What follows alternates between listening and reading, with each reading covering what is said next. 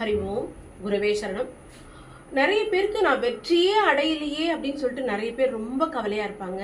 ஏன் வெற்றி அடையலை அப்படின்னு சொன்னாக்கா பகவான் என்ன சொல்றாருனாக்கா, நீ அந்த வெற்றி அடையிற அளவுக்கு நீ எஃபர்ட் போடல அப்படின்னு சொல்றாரு. நம்ம ஒரு விஷயத்த பண்ணணும் முடிவு பண்ணிட்டாக்கா அதுக்கு முழு முயற்சியா இறங்கணும். அதுக்கு உண்டான மென்டல் எஃபர்ட் இருக்கணும், நம்மளுடைய பிசிக்கல் எஃபர்ட் இருக்கணும்.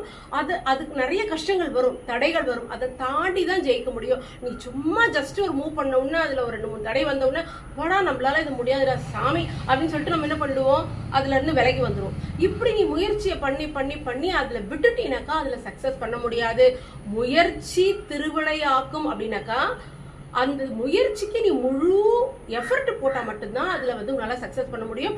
அதுக்கு பகவானை பிடிச்சுக்கோ, அவரை பிரேயர் பண்ணிக்கோ, அவரோட துணை கொண்டு சரியான முறையில முயற்சி செஞ்சு அந்த விஷயத்தை நீ சக்சஸ் பண்ணணும். இல்லைனாக்கா நீ தோல்வி தோல்வி தோல்வின்னு வாழ்க்கையில துவண்டு போய் விடுவாய்.